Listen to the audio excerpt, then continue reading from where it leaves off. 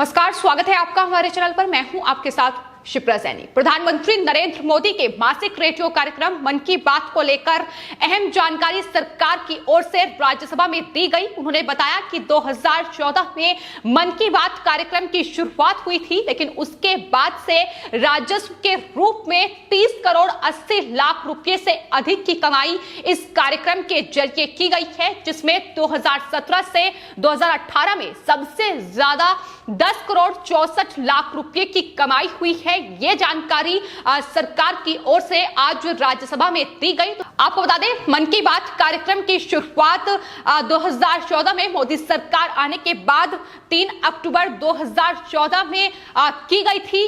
पहला जो प्रसारण है वो 3 अक्टूबर 2014 में हुआ था। उसके बाद प्रधानमंत्री नरेंद्र मोदी का ये कार्यक्रम लगातार जारी है, जो कि हर महीने के आखिरी रविवार को इसका प्रसारण जो है वो रेडियो के जरिए होता है। सीधा संवाद लोगों से स्थापित करते हैं प्रधानमंत्री नरेंद्र मोदी।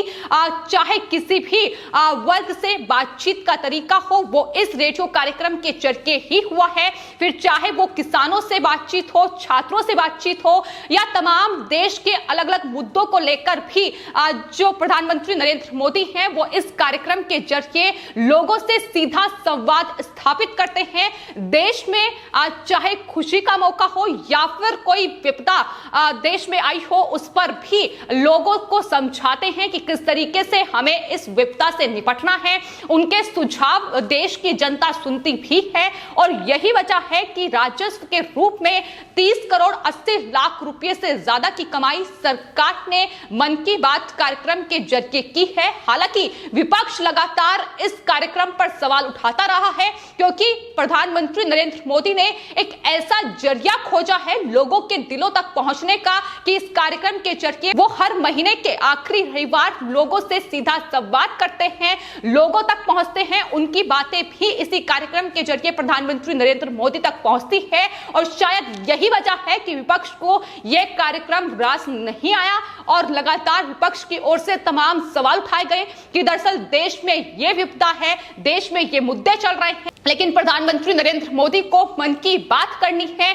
तो राहुल गांधी खासतौर पर निशाना साधते आए हैं। लेकिन लोग मन की बात कार्यक्रम को कितना पसंद कर रहे हैं, ये जाहिर तौर पर आंकड़े बता रहे हैं। और प्रधानमंत्री नरेंद्र मोदी ने जब इस मन की बात कार्यक्रम की शुरुआत की थी तो मकसद यही था कि लोगों से जुड़े रहें, लोगों की समस्याओं को जानें, लोगों तक अपनी बात को पहुंचाए, देश की जनता क्या चाहती है ये प्रधानमंत्री तक पहुंचे।